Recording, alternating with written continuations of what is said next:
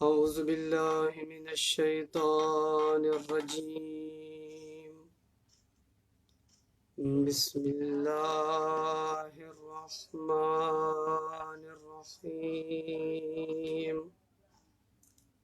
الحمد لله رب العالمين، والصلاة والسلام على سيدنا ونبينا وحبيب قلوبنا وطبيب نفوسنا وشفيع ذنوبنا مولانا ومولى الثقلين أبي القاسم محمد وعلى أهل بيته الطيبين الطاهرين المعصومين، سيما بقية الله روحي وأرواح العالمين مقدمه الفداء، واللعنة على أعدائهم أجمعين من يوم عداوتهم إلى قيام يوم الدين. أما بعد،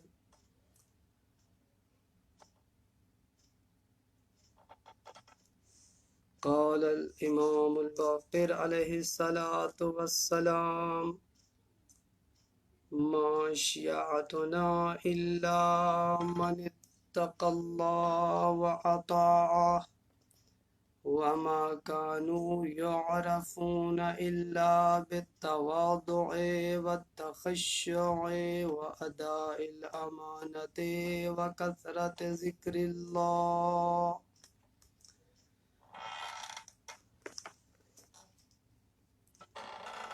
آج روز شہادت امام صادق علیہ السلام ہے، اور اس عظیم مناسبت پر آپ مومنین کرام کی خدمت میں تسلیت اور تعزیت عرض ہے۔ مختلف روایات ہیں امام صادق علیہ السلام کی شہادت کے بارے میں، اور ان میں سے زیادہ جو مشہور روایات ہیں کہ جو شہادت کے متعلق ذکر ہوئی ہیں، وہ 25 شوال کو امام صادق علیہ السلام کی شہادت کے بارے میں ہیں۔ امام صادق علیہ السلام کی شخصیت آج ہر زمانے سے زیادہ ہمارے لیے مہم ہے۔ آج ہر زمانے سے زیادہ ہمیں امام صادق علیہ السلام کی ضرورت ہے۔ آپ کی سیرت کی، آپ کے راستے کی، آپ کی شخصیت کی، امام صادق علیہ السلام کی امامت کی اور ان کی زندگی کے اصول آج ہمارے لیے بہت زیادہ مہم ہیں۔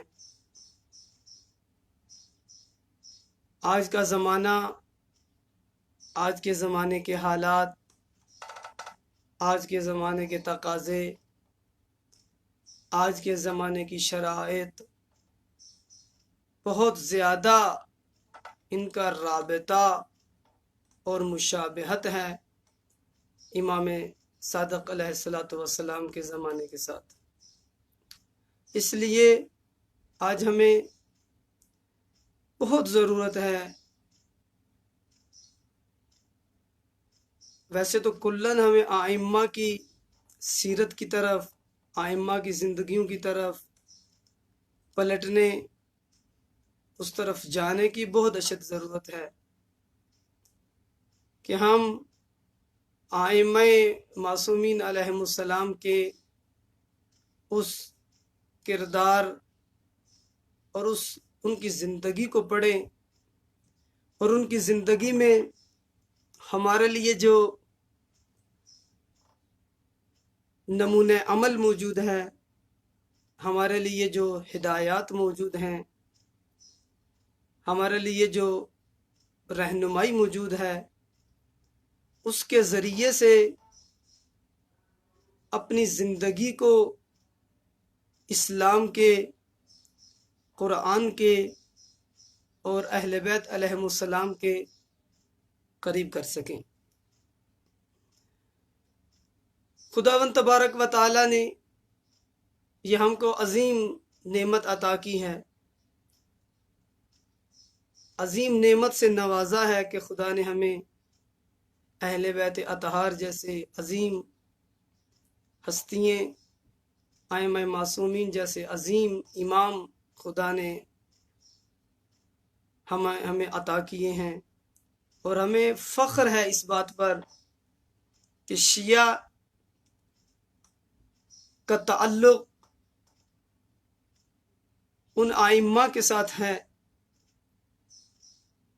کہ جن کی زندگی پاکیزہ زندگی ہے، جو عصمت کے مقام پر فائز ہیں، معصوم امام خدا نے شیعوں کو عطا کیے ہیں۔ اور ہمیں اس بات پر فخر ہے اپنے ائمہ پر، اور ائمہ وہ ہیں کہ جن کی بات وہی ہے جو رسول اللہ کی بات تھی۔ بس شیعہ یہ دعوے سے یہ بات کہہ سکتا ہے کہ ان کے ائمہ نے جو کچھ بیان کیا ہے وہ وہی کچھ ہے کہ جو رسول اللہ نے بیان کیا تھا۔ اس لیے ہماری ذمہ داری یہاں بہت بڑھ جاتی ہے کہ جب ہم اتنا بڑا دعویٰ کرتے ہیں، اتنی بڑی بات کرتے ہیں، اتنا فخر کرتے ہیں اپنے اوپر، افتخار کرتے ہیں کہ خدا نے ہمیں اس عظیم نعمت سے نوازا ہے، یہ عظیم نعمت خدا نے ہمیں عطا کی ہے، تو یہاں پر ہماری ذمہ داری بھی اسی اعتبار سے بڑھ جاتی ہے۔ امام صادق علیہ السلام کی زندگی، آپ کی سیرت، ذرا اس کو پڑھنے کی ضرورت ہے، اس کا مطالعہ کرنے کی ضرورت ہے کہ امام صادق علیہ السلام کیسے حالات میں آپ نے امامت کی، کیسی شرائط میں آپ نے امامت کی، اور کتنا سخت تھا امام صادق علیہ السلام کے زمانے میں آ کر امت کی رہبری کرنا، امت کی ہدایت کرنا اور امت کی امامت کرنا۔ اس کا اندازہ اگر آپ لگانا چاہیں تو آپ اگر اس زمانے کے حالات کا مطالعہ کریں کہ بنو عباس نے کس طرح سے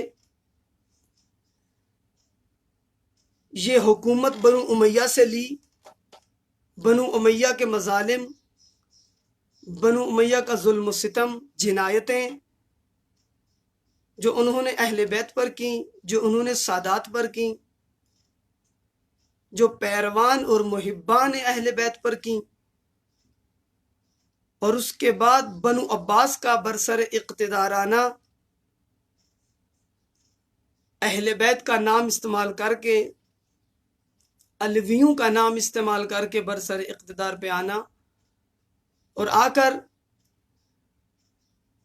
بنو امیہ جس طریقے سے اہل بیت پہ ظلم کر رہے تھے اسی انداز سے یا اس سے بھی بڑھ کر اہل بیت کو ظلم کا نشانہ بنانا، جہاں پر اتنے سخت حالات ہیں کہ آپ اپنی مرضی سے، یعنی بنو عباس نے یہ حالات کیے تھے کہ اپنی مرضی سے رابطہ بھی برقرار نہیں کرنے دیتے تھے، خصوصاً آخری ائمہ کے زمانے میں۔ امام صادق علیہ السلام کا زمانہ ایک ایسا زمانہ اور ایک ایسے حالات میں امام کو امامت ملی کہ ایک طرف سے بنو امیہ کا اقتدار ختم ہو رہا ہے، بنو امیہ کی حکومت کا خاتمہ ہے، اور دوسری طرف بنو عباس اقتدار کی طرف بڑھ رہے ہیں۔ وہ اپنا اقتدار مضبوط کرنے میں، اقتدار کو پہلے مرحلے میں اقتدار کو حاصل کرنے میں لگے ہوئے تھے، اور بنو امیہ اپنے اقتدار کو بچانے کی فکر میں تھے۔ اور جب بنو عباس کے پاس اقتدار آ گیا تو اب بنو عباس اپنا اقتدار مضبوط کرنے کی فکر میں تھے، اپنی حکومت کو مضبوط کر رہے تھے۔ اس دوران امام صادق علیہ السلام کو فرصت میسر آتی ہے، موقع ملتا ہے، اور آپ آ کر وہ کام جو پہلے نہیں ہو سکا تھا،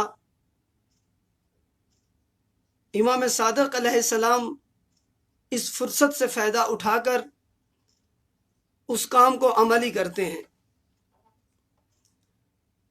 یہاں پر ایک نقطے کی طرف توجہ کرنا بہت ضروری ہے کہ ائمہ کی زندگی اور خصوصاً امام صادق علیہ السلام کی زندگی کسی ایک پہلو میں محدود نہیں تھی، جیسے کہ بعض اوقات یہ تأثر پیش کیا جاتا ہے کہ امام صادق علیہ السلام فقط درس پڑھتے تھے، درس پڑھایا کرتے تھے، شاگردوں کی تربیت کرتے تھے، اور اسی کام میں فقط مصروف تھے، جبکہ امام صادق علیہ السلام امام، بلکہ امام ہوتا ہی وہ ہے کہ جس کی نگاہ معاشرے کے ہر پہلو پر ہوتی ہے۔ جب خدا نے اس کو امت کا ہادی بنا کے بھیجا ہے، امام بنا کے بھیجا ہے خدا نے، تو وہ زندگی کے تمام پہلوؤں میں امام ہے۔ ہر اعتبار سے اس نے امت کی حفاظت کرنی ہے۔ اب جیسی شرائط ائمہ کو میسر آئیں، جیسے حالات میسر آئے، ان شرائط کو مد نظر رکھتے ہوئے، ان شرائط کے اقتضاء کے مطابق ائمہ نے امامت کی ہے۔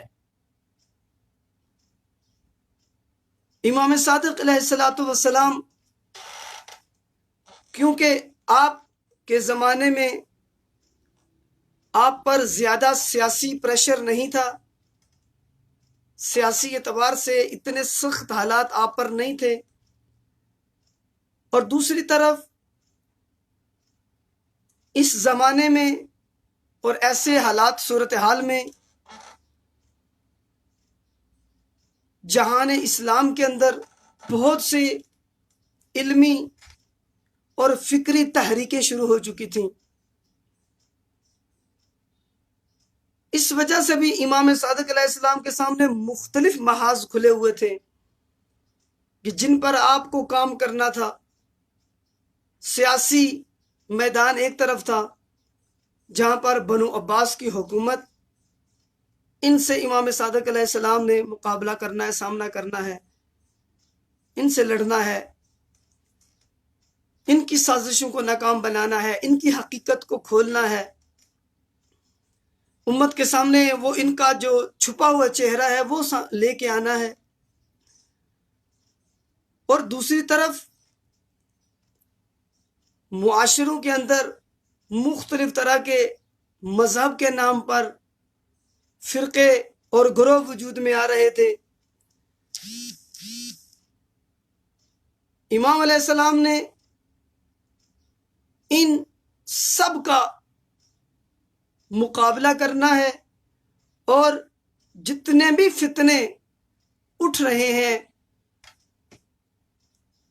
امام صادق علیہ السلام کی زندگی میں، ہر اس فتنے کو ناکام کرنا ہے اور امت کو بچانا ہے۔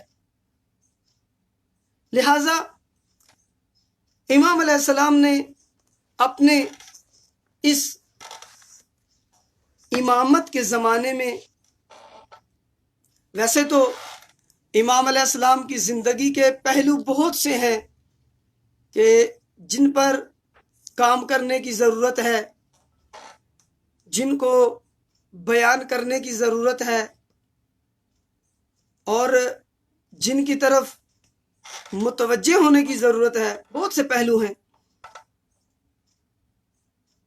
یہاں پر میں امام علیہ السلام نے جو مبارزہ کیا معاشرے کے اندر مختلف گروہوں کے ساتھ، مختلف افکار کے ساتھ، مختلف نظریات کے ساتھ، اس کی طرف توجہ کرنا یہاں پر بہت ضروری ہے، تاکہ ہم اپنے زمانے کے حالات کو آج اچھے طریقے سے سمجھ سکیں کہ آج ہمارا زمانہ، آج کے حالات کے لیے امام صادق علیہ الصلوۃ والسلام کس طرح ایک اسوہ اور رول ماڈل بن سکتے ہیں، کس طرح ہدایت کر سکتے ہیں امام آج کے زمانے میں ہماری۔ اس لیے ہمیں ان حالات کی طرف توجہ کرنی چاہیے۔ امام صادق علیہ السلام نے چند اہم کام انجام دیے اور بچایا امام علیہ السلام نے سرمایہ کو، اسلام کے سرمایہ کو، تشیع کے سرمایہ کو، اس کی آ کے حفاظت کی۔ رسول اللہ کا وہ سرمایہ، اہل بیت کا سرمایہ، امام صادق علیہ السلام نے آ کر اپنے اس علمی اور اپنے اس فکری مبارزے اور جہاد کے ذریعے سے دفاع کیا، حفاظت کیا۔ کہ کون کون سے کام امام علیہ السلام نے کیے، یہ اگر اس پہلو کی طرف توجہ ہو جائے کہ امام صادق علیہ السلام کی تحریک، آپ کا مبارزہ، وہ کن کن پہلوؤں پر مشتمل تھا، تو امام صادق علیہ السلام کے زندگی کے بارے میں قضاوت کرنا، فیصلہ کرنا ہمارے لیے بہت آسان ہو جائے گا۔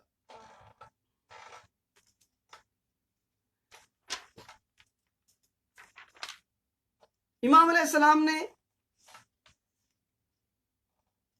ایک بنیادی کام جو انجام دیا، ایک اساسی کام جو آپ نے آ کر انجام دیا، اور جس کی طرف امام علیہ السلام نے متوجہ کیا آ کر،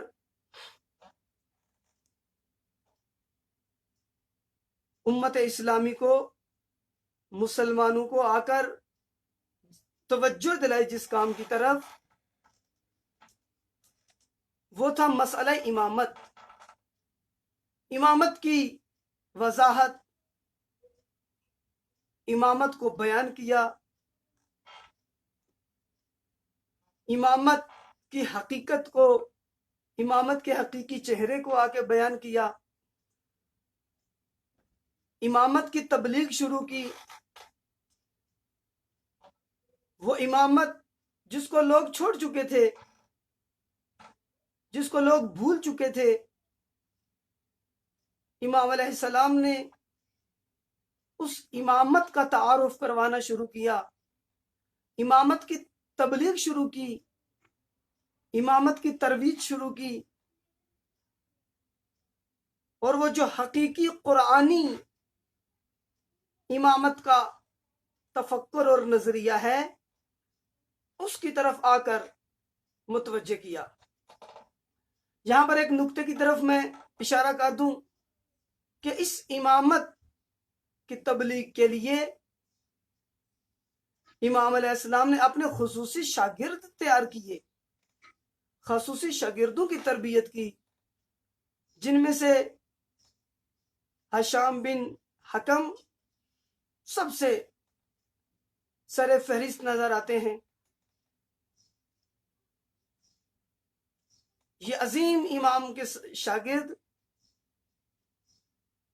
جن کو امام نے امامت کے دفاع کے لیے تیار کیا، امامت کی تبلیغ کے لیے تیار کیا، آمادہ کیا، اور یہ اس طرح تیار اور آمادہ تھے کہ جہاں بھی جاتے اور جا کر امامت کے بارے میں گفتگو کرتے، سامنے والے بڑے بڑے علماء کو لاجواب کر دیتے تھے، خاموش کروا دیتے تھے۔ ایک دفعہ ان کو پتا چلا کہ ایک شخص ہے جو بصرہ کے اندر ظاہراً بیٹھ کر لوگوں کو امامت سے منحرف کرتا ہے،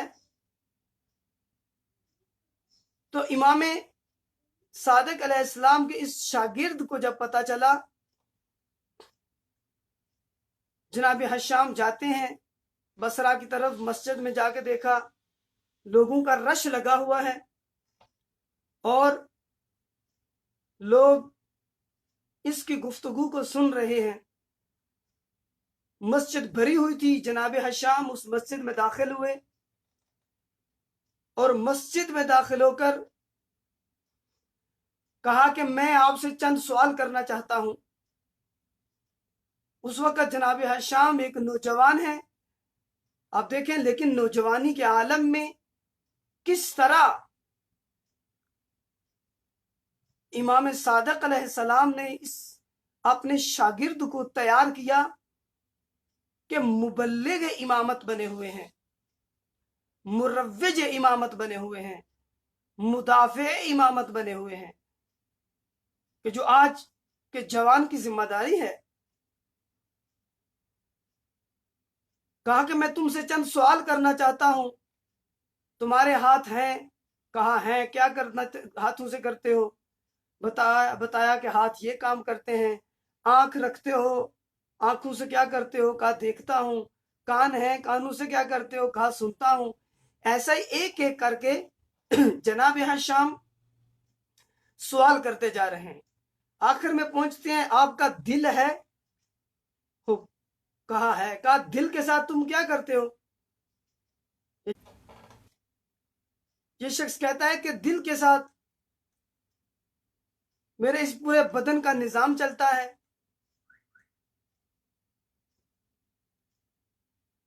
جو بھی میرے اعضاء و جوارے انجام دیتے ہیں وہ اسی کی ہدایات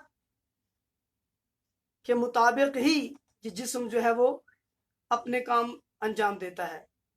اس وقت جناب ہشام اس کو متوجہ کرتے ہیں کہ اے عبد خدا، جس خدا نے ایک بدن انسان کا بنایا ہے اور اس بدن کے لیے ایک امام قرار دیا ہے خدا نے، وہ دل ہے، تو یہ پوری ہستی و کائنات جو خدا نے خلق کی ہے اس کو امام کی ضرورت نہیں۔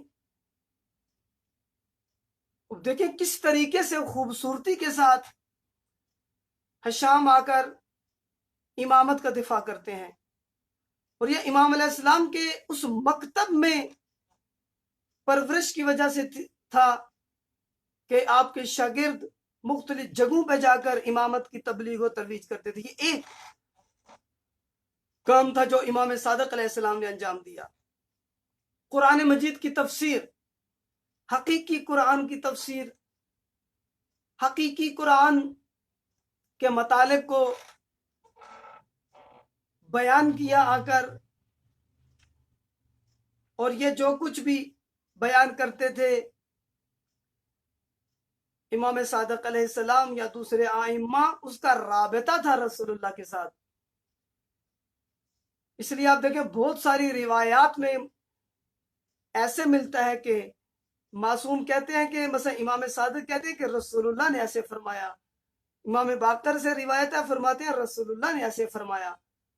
یعنی کیا پیغام دینا چاہتے ہیں کہ ہماری بات رسول اللہ کی بات ہے، ہمارا کلام رسول اللہ کا کلام ہے، ہماری اپنی بات نہیں ہے۔ اس لیے کہا جاتا ہے اولنا محمد، اوسطنا محمد و آخرنا محمد۔ اول بھی محمد ہیں، وسط کے بھی محمد ہیں، اور آخری بھی محمد ہیں۔ یعنی جو پہلے محمد کی بات ہے، وسط والے کی بھی وہی بات، اور جو درمیان والوں کی بات ہے، آخری کی بھی وہی بات ہے۔ اس لیے امام صادق علیہ السلام نے آ کر اس قرآن کی حقیقی تفسیر کو زندہ کیا، جس کو چھپایا گیا تھا، جس کو لوگوں کی نگاہوں سے اوجھل کیا گیا تھا، اس کو آ کے زندہ کیا۔ ایک اور کام جو امام صادق علیہ السلام نے کیا، دین کا حقیقی تصور، دین کی حقیقی تفسیر، وہ لوگوں کے سامنے آ کے بیان کی۔ فرصت ملی امام صادق کو، مکتب اہل بیت کو آ کر لوگوں کے سامنے تبیین کیا، وضاحت کے ساتھ آ کر کلامی ابحاث کو، فقہی بحث کو آ کر امام علیہ السلام نے بیان کیا وضاحت کے ساتھ، اور شاگرد تیار کیے، اسپیشلسٹ افراد تیار کیے کہ جو آ کر امامت کے بارے میں، جو آ کر کلامی باتیں کرتے تھے، جو آ کر فقہی باتیں کرتے تھے، اور مکتب اہل بیت کی ترویج کیا کرتے تھے۔ یہ اثر تھا امام صادق علیہ السلام کے اس علمی اور فکری جہاد کا۔ یہ ایک اور پہلو ہے جس پر امام علیہ السلام نے کام کیا۔ ایک اور اہم جو امام صادق علیہ السلام کی زندگی کا پہلو تھا، وہ امام علیہ السلام نے مخفیانہ طور پر اپنے شیعوں کے ساتھ رابطے کے لیے ایک پلیٹ فارم تیار کیا ہوا تھا، کیونکہ حکمران تو اجازت نہیں دیتے تھے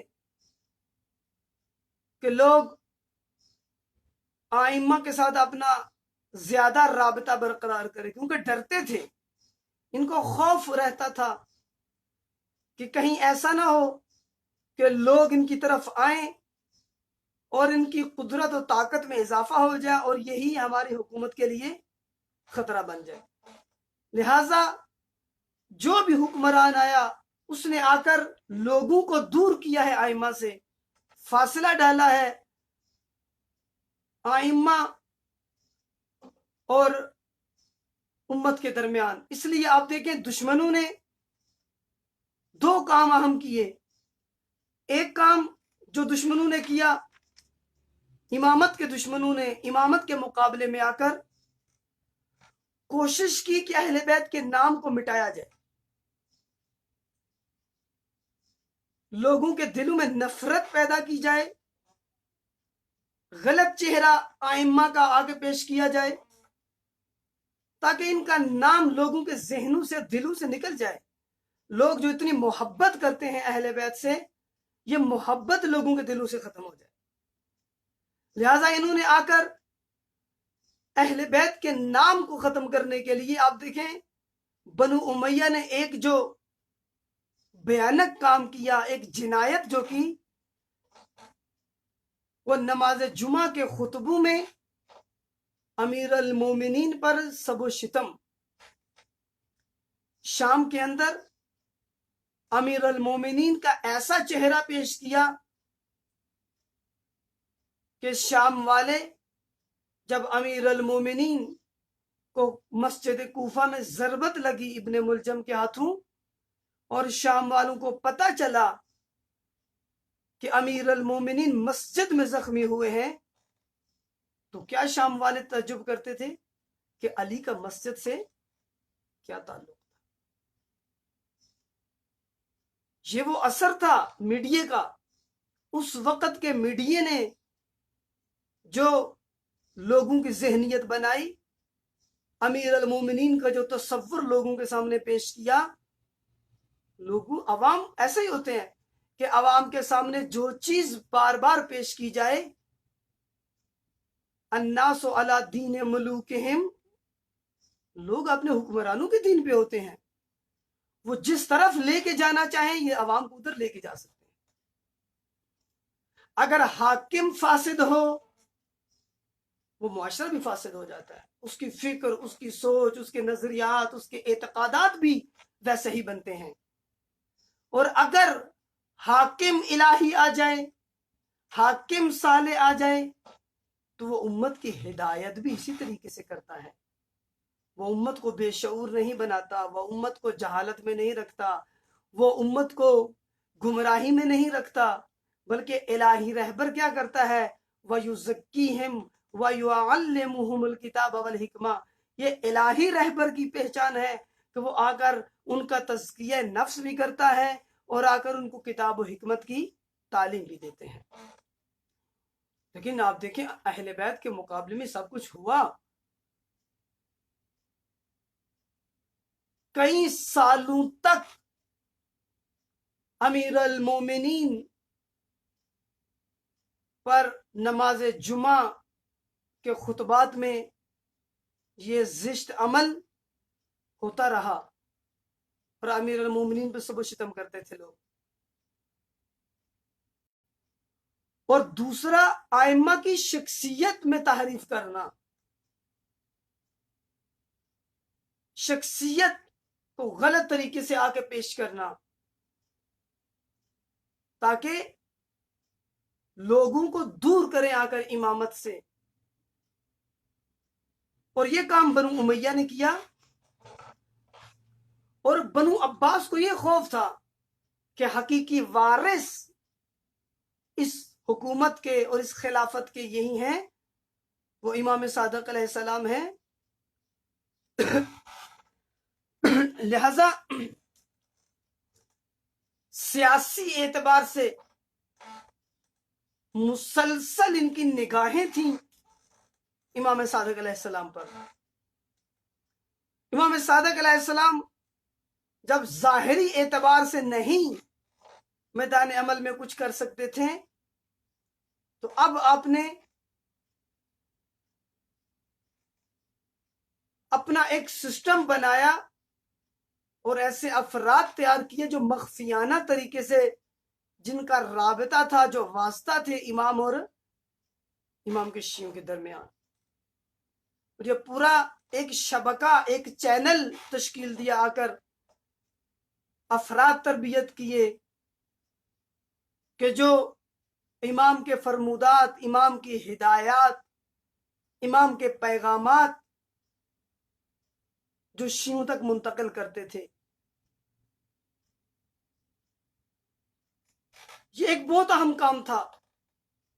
امام نے جگہ جگہ پر اپنے نمائندے بنائے ہوئے تھے، اپنے جانشین بنائے ہوئے تھے، ان کو بھیجتے تھے اپنا نمائندہ بنا کر۔ اور یہ فقط امام صادق علیہ السلام کی زندگی میں نہیں ہے، یہ دوسرے ائمہ کی زندگی میں بھی ایسے ہی ہے کہ ائمہ نے مختلف علاقوں میں اپنے جانشین مقرر کیے ہوئے تھے۔ ظاہر ہے ہر جگہ پر امام خود تو نہیں پہنچ سکتے تھے لوگوں کی مشکل کے حل کے لیے، اور نہ لوگوں کے لیے یہ ممکن تھا کہ اپنا ہر مسئلہ حل کرنے کے لیے وہ ائمہ کے خدمت میں ہر وقت آ سکیں۔ لہذا ائمہ نے مختلف علاقوں میں اپنے نمائندے مقرر کیے ہوئے تھے اور ان کو حکم دیا ہوا تھا کہ آپ لوگوں کے درمیان بیٹھیں اور ان کے مشکلات کو سنیں، ان کے سوالات کو سنیں اور ان کے شرعی دینی معیارات کے مطابق ان کے سوالوں کے آپ جواب پیش کریں۔ اس کا ایک سب سے بڑا نمونہ جناب ابان بن تغلب ہے کہ امام فرماتے ہیں، یا ابان اجلس فی مسجد المدینہ وافت الناس، مسجد مدینہ میں بیٹھو، جناب ابان بن تغلب سے فرماتے ہیں، اور لوگوں کے لیے فتویٰ بیان کرو، دین کا حکم بتاؤ لوگوں کو۔ آج جو آ کر مرجعیت کی نفی کرتے ہیں، ائمہ کے نمائندے کی نفی کرتے ہیں، یا امام وضاحت کے ساتھ خود بیان فرما رہے ہیں. جو آ کر اجتہاد کی نفی کرتے ہیں، خود امام اجتہاد کی سند دے رہے ہیں جناب ابان بن تغلب کو. سند اجتہاد دے رہے ہیں کہ ابان جاؤ جا کے فتویٰ دو.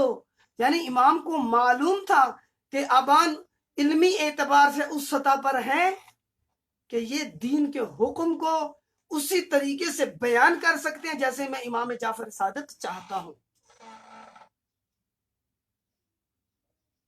میری نگاہ کے مطابق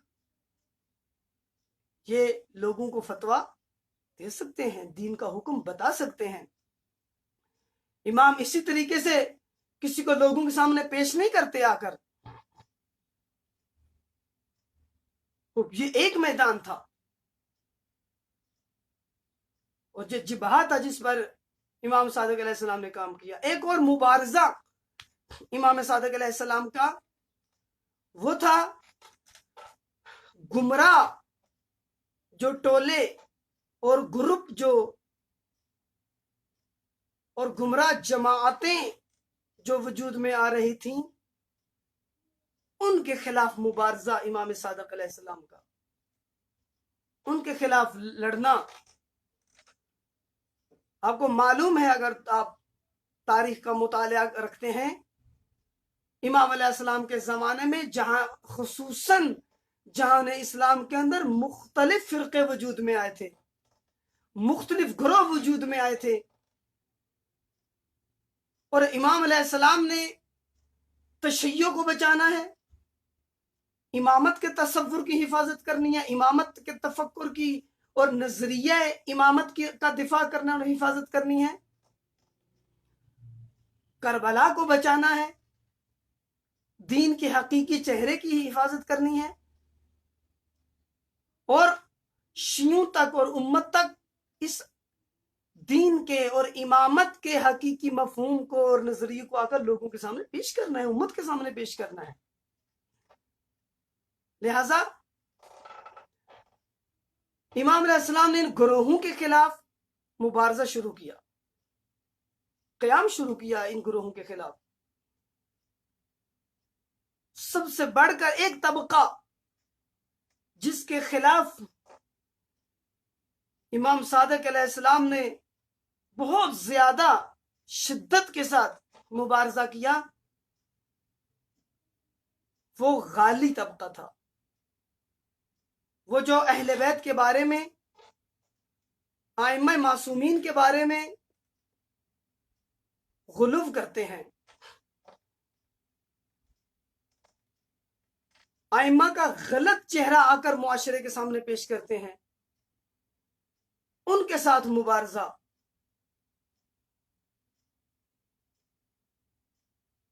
اور قدم قدم پر آ کر شیعوں کو متوجہ کیا کہ اس کا اسلام سے کوئی تعلق نہیں، اس غالی طبقے کا تشیع سے کوئی تعلق نہیں، ائمہ کے ساتھ ان کا کوئی تعلق نہیں، بلکہ بعض روایات میں کہا کہ یہ غالی طبقہ یہود و نصارہ سے بھی بدتر طبقہ ہے. اور آج ہمارا معاشرہ اس کو دوبارہ اسی غلو کی طرف یہ لے کے جا رہے ہیں، تشیع کی پہچان کو تبدیل کر رہے ہیں. تشیع کہ جس کا تعلق مکتب امام صادق علیہ السلام کے ساتھ ہے، ہمارا تعارف فقہ جعفریہ کے ساتھ ہوتا ہے، مذہب امام جعفر صادق علیہ السلام کے عنوان سے تعارف ہے. آج کی تشیع آج واقعاً کتنا اس تشیع کا رابطہ ہے اس تفکر تشیع کے ساتھ کہ جس کو امام صادق علیہ السلام نے آ کے پیش کیا تھا. آج کتنا ہم اس کے مطابق ہے. آج دنیا میں آپ دنیا تشیع پہ نگاہ کریں، آج واقعاً جو عملاً تشیع موجود ہے یہ وہی ہے کہ امام صادق علیہ السلام نے جس کی پہچان کروائی تھی، جس کا تعارف کروایا تھا، جس کی ترویج کر رہے تھے، جس کی حفاظت کی، جس کو بچایا، جس کو بچانے کے لیے اتنا انتظام کیا، اتنا اہتمام کیا، واقعاً آج جو عملی طور پر تشیع کا چہرہ پیش کیا جا رہا ہے، اور ایسے ایسے نام نہاد مبلغ، نام نہاد خطیب پیدا ہوئے ہیں کہ جو تشیع کے پلیٹ فارم پہ آ کر تشیع کا وہ بھیانک اور غلط چہرہ پیش کر رہے ہیں دنیا کے سامنے، کہ جس کا تشیع اور مکتب امام صادق علیہ السلام کے ساتھ کوئی تعلق نہیں ہے۔ اور آج یہ بہت بڑا چیلنج ہے ہمارے لیے کہ ہم نے اسی طریقے سے اس غالی طبقے کا مقابلہ کرنا ہے جیسے امام صادق علیہ السلام نے کیا تھا۔ آپ اگر امام صادق علیہ السلام کے کلام کو دیکھیں، کس طریقے سے غالی طبقے کا مقابلہ کرتے ہیں، اس غالی تفکر کی مذمت کرتے ہیں، اور شیعوں کو حکم دیتے ہیں کہ اپنے آپ کو دور رکھو ان غالیوں سے، ان غالیوں کے قریب نہیں جانا۔ سنی گئی روایت، یہ کتاب ہے میزان الحکمہ، اس کے اندر محمد ریشہری نے یہ روایت ذکر کی ہے بہار الانوار سے آ کر۔ علامہ مجلسی کی کتاب ہے بہار الانوار، وہاں سے یہ روایت ذکر کرتے ہیں۔ قال الامام الصادق علیہ السلام، روایت سنیے گا کہ امام صادق علیہ السلام اس غالی طبقے کے بارے میں کس طرح بیان کرتے ہیں، اور کتنا بڑا خطرہ بنا کے پیش کرتے ہیں اس غالی تفکر کو، کہ یہ غالی کتنا بڑا خطرہ ہے تشیع کے لیے، شیعہ جوانوں کے لیے، شیعہ نوجوانوں کے لیے، شیعہ نسل کے لیے غالی طبقہ کتنا خطرناک ہے۔ یہ آپ کے دین کو، آپ کے مذہب کو، آپ کے ایمان کو نابود کر دیں گے، آپ کی پہچان کو تبدیل کر دیں گے، آپ کا دین آپ سے چھین لیں گے، آپ کی پہچان آپ سے چھین لیں گے۔ کیا فرمایا؟ احذروا علی شبابکم لا یفسدونہم، فرمایا اپنے جوانوں کو بچاؤ، محفوظ رکھو ان غالیوں سے، کہیں یہ غالی طبقہ، یہ غالی دوست، یہ غالیوں کی محفلیں، یہ غالیوں کی دوستی، یہ غالیوں کے پاس اٹھنا بیٹھنا کہیں جوانوں کو فاسد نہ کر دے، ان غالیوں سے تعلق، ان غالیوں سے رابطہ کہیں شیعہ جوانوں کو فاسد نہ کر دے۔ اور آج بہت ضرورت ہے شیعہ جوان کو بچانے کی، شیعہ نوجوان کی حفاظت کرنے کی، اس کے دین کو بچانا، اس کے ایمان کو بچانا، اس کے عقیدہ توحید کی حفاظت کرنا، اس کے عقیدہ امامت کی حفاظت کرنا، مہدویت کی حفاظت کرنا آج واجب ہے۔ اور آج اگر یہ کام نہ کیا، آج پوری نسل آپ کی فاسد ہو سکتی ہے۔ آج اگر میدان عمل میں نہ اترے، آج اگر میدان کو نہ سنبھالا، آج اگر میدان میں اگر اپنا کردار ادا نہ کیا، آج شیعہ نے اگر آج اپنی ذمہ داری کو ادا نہ کیا، وہ شیعہ جو اپنے اندر درد رکھتے ہیں مکتب اہل بیت کا، جو دین خدا کا درد رکھتے ہیں، جو کربلا کا درد رکھتے ہیں، آج ان کی ذمہ داری ہے کہ آ جائیں شیعہ منبر کو غالیوں سے بچائیں، آج شیعہ محافل کو غالیوں سے بچائیں، آج شیعہ جوان کو غالیوں سے بچائیں۔ آج مکتب تشیع کو غالیوں سے نجات دیں، یہ بہت بڑی ذمہ داری ہے۔ یہ امام صادق علیہ السلام فرما رہے ہیں احذروا علی شبابکم الغلات، کہ اپنے جوانوں کو بچاؤ غالیوں سے، لا یفسدونہم، کہیں ایسا نہ ہو کہ یہ غالی آپ کے جوانوں کو فاسد کر دیں، تباہ کر دیں آپ کے جوانوں کو۔ فَإِنَّ الْغَلَاةَ شَرُّ خَلْقِ اللَّهِ، فرماتے ہیں کہ یہ غالی طبقہ یہ مخلوق کے خدا میں سے شریر ترین لوگ ہیں، شر ہیں یہ مخلوق خدا میں، فتنہ ہے مخلوق خدا میں، فساد ہے مخلوق خدا میں، یہ فاسد کر دیں گے مخلوق خدا کو۔ جیسے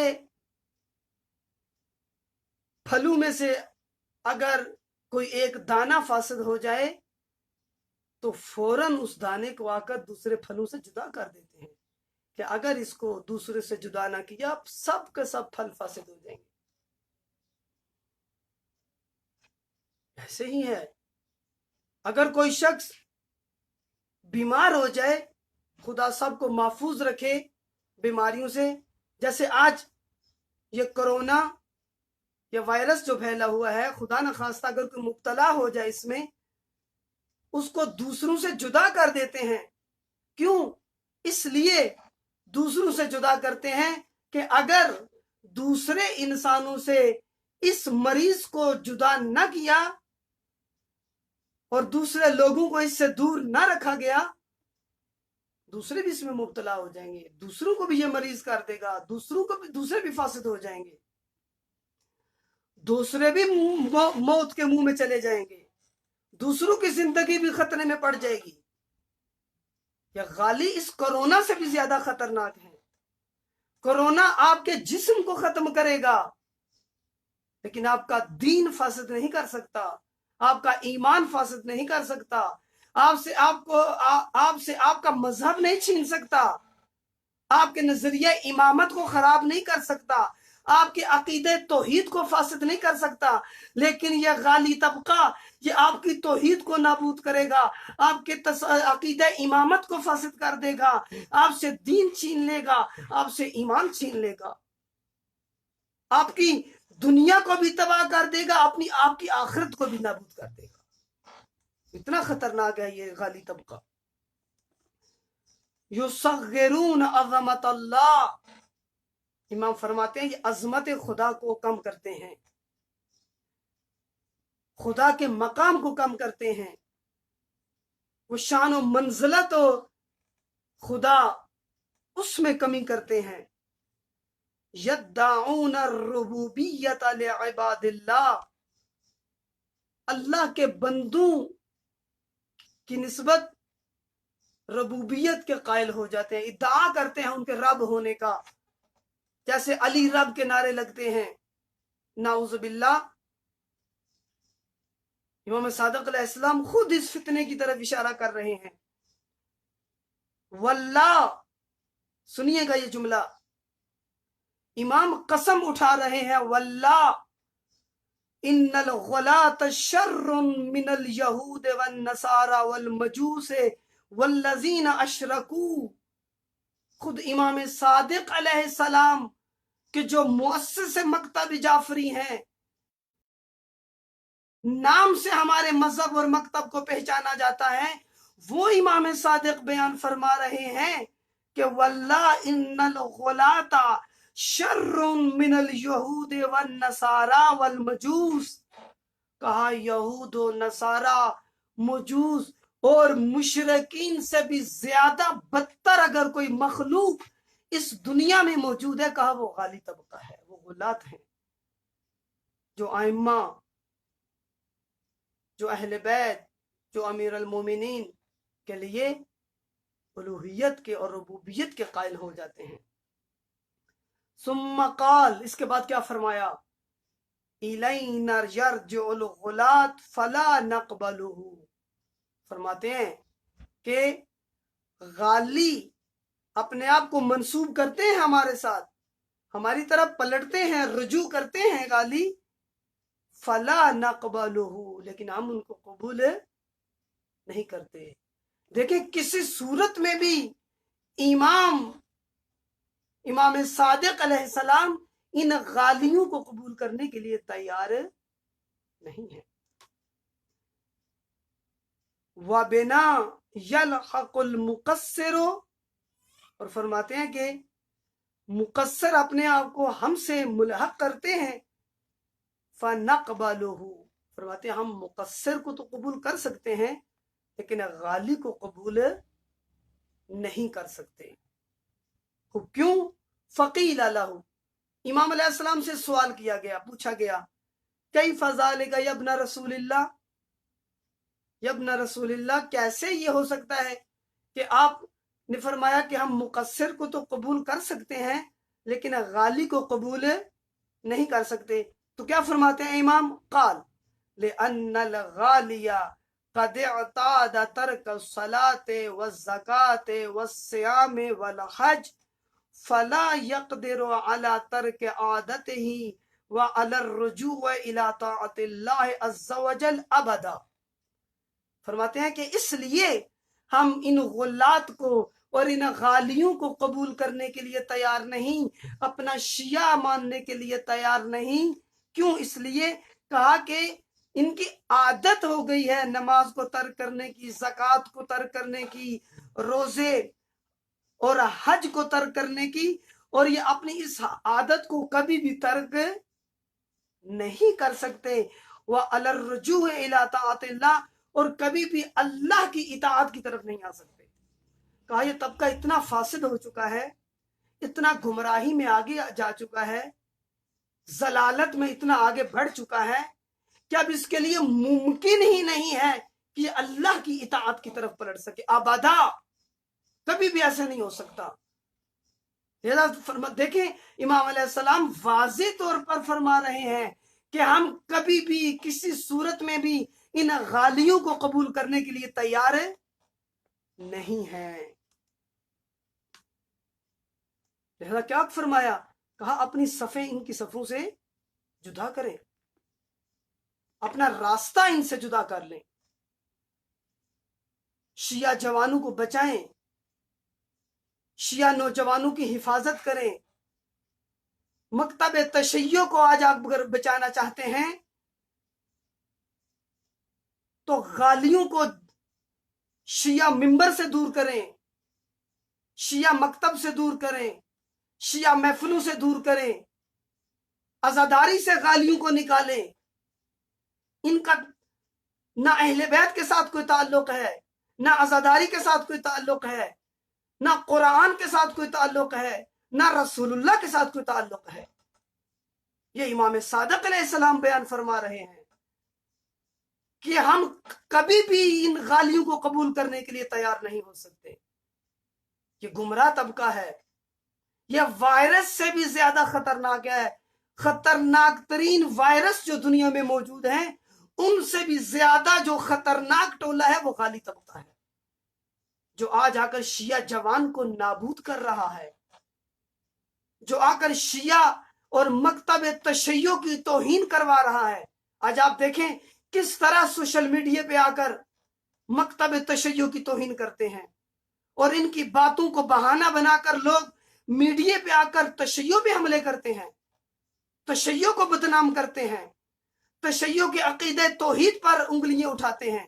جبکہ اگر آپ نگاہ کریں تشیع کے عقیدہ توحید پر، جیسی توحید تشیع نے بیان کی ہے، جیسی توحید امیر المومنین نے بیان کی ہے، جیسی توحید ہمارے ائمہ نے بیان کی ہے، آپ اس دنیا میں کہیں پر جا کر اور کسی اسلامی اور فرقے اور کسی بھی توحیدی مذہب اور دین میں جا کر توحید کا ایسا تصور آپ تلاش نہیں کر سکتے۔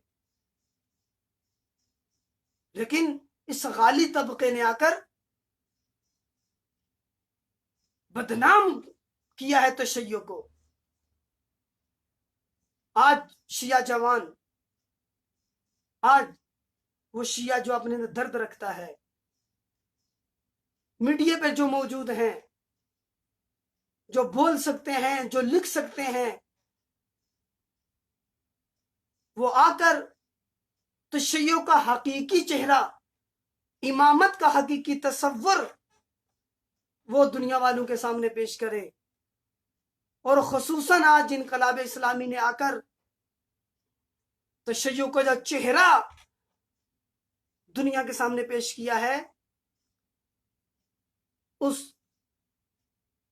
ولایت فقی کہ جو آج مہدویت کے نظریے کی تکمیل ہے، ولایت فقی کے بغیر آج مہدویت کا تصور مکمل نہیں ہوتا۔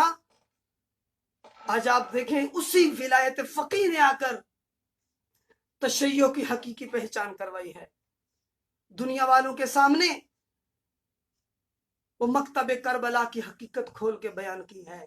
اس لیے آپ دیکھیں آج سب سے زیادہ یہ گمراہ طبقہ جس پر حملے کر رہا ہے، وہ آج یہی ولایت فقی ہے، وہ آج یہی ولی فقی ہے۔ آج ہم نے اپنے سرمائے کو بچانا ہے۔ آج تشیع کو خدا نے جو عزت عطا کی ہے دنیا کے اندر، یہ غالی طبقہ دوبارہ تشیع کو اس ظلم کی وادی میں لے کے جانا چاہتا ہے، ظالموں کے ہاتھوں دوبارہ تشیع کی تذلیل کروانا چاہتا ہے۔ لیکن خدا نے آج اسی امامت کے ذریعے سے، ولایت کے ذریعے سے، جو خدا کا وعدہ ہے کہ ہم مستضعفین جہان کو زمین کا وارث بنائیں گے، خدا کا آج یہ وعدہ پورا ہوا ہے اسی امامت کے عملی ہونے کے ذریعے سے، اور اس امامت کی آج عملی شکل وہ ولایت فقی کی صورت میں موجود ہے۔ آج غالی طبقے نے اس چیز کو ہدف بنایا ہے جو تشیع کی طاقت ہے، جو اسلام کی طاقت ہے۔ آج اگر شیعہ جوان مل جائیں، اس گمراہ طبقے کے خلاف کھڑے ہو جائیں، تو بہت آسانی سے مکتب تشیع شیعہ جوانوں کو اس گمراہ ٹولے اور اس گمراہ طبقے سے بچایا جا سکتا ہے۔ عزیزان محترم، ہمیں ضرورت ہے ہم امام صادق علیہ السلام کے مکتب کی طرف رجوع کریں، پلٹیں، مذہب امام صادق کی طرف آ جائیں۔ امام صادق علیہ السلام کی زندگی، ائمہ نے بہت کچھ قربان کیا ہے اس مذہب کو ہم تک پہنچانے کے لیے۔ جو کچھ ائمہ کے پاس تھی، اہل بیت کے پاس تھی، جو چیز بھی تھی، وہ اہل بیت نے قربان کی ہے اس دین کو بچانے کے لیے۔ مکتب اہل بیت پر ہے، تاریخ اسلام پر ہے ان قربانیوں سے جو اس اسلام کے راستے میں خرچ ہوئی ہیں۔ آج روز شہادت امام صادق علیہ السلام ہے۔ چند جملے ذکر مصائب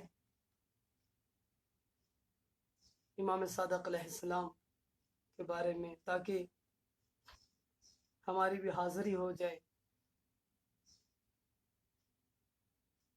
امام صادق علیہ السلام وارث کربلا، بچایا کربلا کو آ کر۔ حسین ابن علی کی محنت، وہ کربلا والوں کا خون، وہ کربلا والوں کی قربانیاں، حفاظت کی، ایک ایک چیز کی حفاظت کی، امانت سمجھ کر بچایا کربلا کو، اور بلاخر خود بھی اسی راستے کے راہی بنے۔ امام صادق علیہ السلام ایک مرتبہ نہیں، کئی مرتبہ اس منصور دوانقی لعنت اللہ علیہ نے کوشش کی کہ امام علیہ السلام کو شہید کرے۔ کئی دفعہ اس نے امام صادق علیہ السلام کو اپنے دربار میں بلایا، شہید کرنے کی کوشش کی، لیکن ہر دفعہ ناکام ہو گیا، اور بلاخر ایک مرتبہ اس نے اپنے سپاہیوں کو بھیجا، جاؤ امام صادق کو گرفتار کر کے لے آؤ۔ یہ عزادارو، یہ سپاہی جاتے ہیں، رات کے وقت امام کے گھر میں داخل ہوتے ہیں،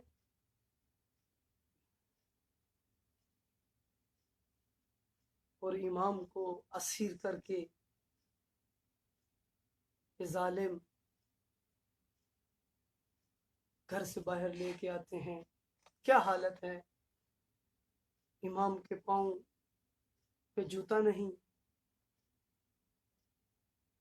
امام کا سر برہنہ ہے، ہر وقت امامہ ہوتا تھا سر پر، برہنہ سر، برہنہ پاؤں۔ امام صادق علیہ السلام کو یہ سپاہی لے کے آ رہے ہیں، اور ایک اور ظلم کیا انہوں نے۔ یہ سپاہی خود گھوڑوں پر سوار تھے، اور امام صادق علیہ السلام کو پیدل چلاتے ہوئے لے کے آ جا رہے تھے۔ عزیز، منظر بہت دردناک ہے، بہت دردناک منظر ہے۔ وہ امام صادق جو ہادی امت تھا، جس کا دل تڑپتا تھا اس امت کی ہدایت کے لیے، جو اس امت کو بچانا چاہتا تھا، آج اس امام کو اسیر کر کے یہی امت اسی امام کے ہاتھوں میں رسن باندھ کے خود گھوڑوں پر یہ سپاہی بیٹھے ہوئے ہیں، اور امام صادق کو پیدل یہ ظالم اس ملعون کے دربار کی طرف لے کے جا رہے ہیں۔ فقط یہاں پر ظلم رکے نہیں، ان ظالموں نے ایک اور ظلم بھی کیا، اور وہ کیا تھا؟ اس منصور دوانقی نے حکم دیا کہ امام صادق کے گھر کو آگ لگا دی جائے۔ عزادارو، یہ سپاہی آتے ہیں اور آ کر انہوں نے چاروں طرف سے امام صادق علیہ السلام کے گھر کو آگ لگا دی۔ میں عرض کروں گا، یا مولا، پہلی دفعہ ایسے نہیں ہوا، یہ پہلے مدینہ میں بھی آگ لگی تھی، یہ کربلا میں بھی آگ لگی تھی۔ ہاں، یہ ظالم اپنی اسی تاریخ کو تکرار کر رہے ہیں، اور جب ان ظالموں کا کوئی بس نہیں چلتا تو یہ آگ کے ذریعے سے اپنا کینہ ختم کرنے کی کوشش کرتے ہیں، اور دل میں جو بغض و نفرت ہے آگ لگا کر اس کا اظہار کرتے ہیں۔ عزادارو، یہ بیان کرتے ہیں جب امام صادق علیہ السلام کے گھر کو آگ لگی، ہر طرف آگ کے شعلے بلند ہو رہے ہیں، اور اس وقت امام صادق اپنے صحن میں چل رہے تھے اور کہہ رہے تھے، میں ابراہیم کا وارث ہوں، ابراہیم کو بھی آگ میں ڈالا گیا تھا۔ میں کہوں گا اس وقت امام صادق کو ایک منظر یاد آ گیا ہوگا، اور وہ شام غریبہ کا منظر۔ کیا ماحول تھا اس وقت، اہل بیت کی مستورات، چاروں طرف سے خیام چل رہے ہیں، ایک خیمے سے دوسرے خیمے کی طرف۔ کہوں گا، یا امام صادق، ہاں ابھی تو آپ کے گھر کی آگ بجھانے والے موجود ہیں، ہاں کربلا میں کوئی بھی نہیں تھا، اور جو خیموں کی آگ کو بجھاتا، اہل بیت کے بچے کربلا کے صحرا میں پھیل گئے، مستورات کی آوازیں بلند ہو رہی ہیں، اجرکم علی اللہ، اجرکم علی اللہ۔ اے عزادارو، وہ وقت قریب آ گیا جب اس ملعون نے امام صادق علیہ السلام کو اپنے دربار میں بلایا، اور آ کر امام علیہ السلام کو انگوروں میں زہر ملا کے دے دی۔ عزادارو اس زہر کا ملنا تھا، امام صادق علیہ السلام پر زہر نے اثر کیا۔ زہر جب کسی انسان کو دی جاتی ہے اس کو پیاس بہت لگتی ہے، وہ تڑپتا بہت ہے، پتہ نہیں کیا حالت ہوگی امام صادق علیہ السلام کی، اور کس عالم میں اپنی اس جان کو خدا کے سپرد کیا ہوگا۔ لیکن کہوں گا اے امام صادق، جتنی بھی آپ پر مشکل آئی، جتنا بھی آپ پر ظلم ہوا، جتنی بھی سختی سے آپ نے اپنی جان کو خدا کے سپرد کیا، لیکن ذرا اے امام صادق، جو ظلم کربلا پہ ہوا تھا وہ آپ پہ ظلم نہیں ہوا، اور جو ظلم حسین ابن علی پہ ہوا وہ آپ پہ نہیں ہوا۔ آپ کو تو فقط زہر دی گئی اور زہر سے آپ کی شہادت ہو گئی، اس کے علاوہ آپ پر کوئی ظلم نہیں ہوا۔ لیکن ذرا کربلا میں دیکھیے حسین ابن علی پہ کیا کیا ظلم ہوئے۔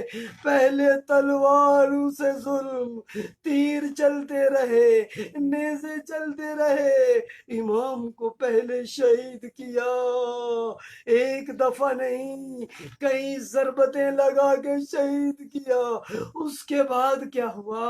اے عزادارو، ان ظالموں کا ظلم ختم نہیں ہوا بلکہ لاشِ حسین کو پامال کیا۔ میں کہوں گا یا امام صادق، اے مولا، جب آپ شہید ہو گئے آپ کو عزت و احترام سے غسل دیا گیا، آپ کو کفن دیا گیا، لیکن لا یوم کا یوم کا یا ابا عبداللہ، حسین ابن علی کو غسل کیا ملا؟ اپنے ہی خون کا غسل ہے، خاک کربلا کا کفن ہے۔ امام صادق علیہ السلام کو قیمتی کفن دیا گیا، لیکن اور جب سید سجاد اپنے بابا کو دفنانے کے لیے آئے اور کہتے ہیں بنی اسد کے لوگوں اگر کوئی چیز ہے تو لے آؤ، میں اپنے بابا کے اس جنازے کو دفن کرنا چاہتا ہوں۔ اللہ علی قوم الظالمین وسیعلم الذین ظلموا ای منقلب ینقلبون۔ پروردگار اعلیٰ بحق محمد اہل بیت کے ذکر کا واسطہ، امام صادق علیہ السلام کی اس شہادت کا واسطہ، خدایا امت مسلمہ کی خود حفاظت فرما۔ پروردگار اعلیٰ تمام انسانوں کو اس وبا اور اس بیماری سے نجات عطا فرما۔ پروردگار اعلیٰ ملت تشیع کی حفاظت فرما۔ پروردگار اعلیٰ جو شیعوں کے درمیان گمراہیاں پھیلا رہے ہیں خدایا ان کی ہدایت فرما۔ پروردگار اعلیٰ بحق محمد و آل محمد بیمار مومنین کو شفا عنایت فرما، بے اولاد مومنین کو اولاد صالح عطا فرما، بے روزگار مومنین کو رزق حلال عطا فرما۔ پروردگار اعلیٰ بحق محمد و آل محمد رہبر معظم انقلاب کی زندگی دراز فرما۔ مظلوم ملتوں کو، ملت کشمیر، فلسطین، یمن، افغانستان، عراق اور جہاں بھی آج مسلمان مظلوم ہیں، شام کے اندر اور دوسرے علاقوں میں، پروردگار اعلیٰ مظلوموں کو ظالمین کی شر سے نجات عطا فرما۔ ان ظالمین کو ان کے ظلم سمیت نیست و نابود فرما۔ انقلاب اسلامی کو دشمنوں کے مقابلے میں کامیابی عطا فرما۔ انقلاب اسلامی کو ظہور امام زمانہ سے متصل فرما اور ہمارا شمار حضرت کے انصار میں فرما۔ اپنے حجت امام زمانہ کے ظہور میں تعجیل فرما۔ اللہم صلی علی محمد و آل محمد وعجل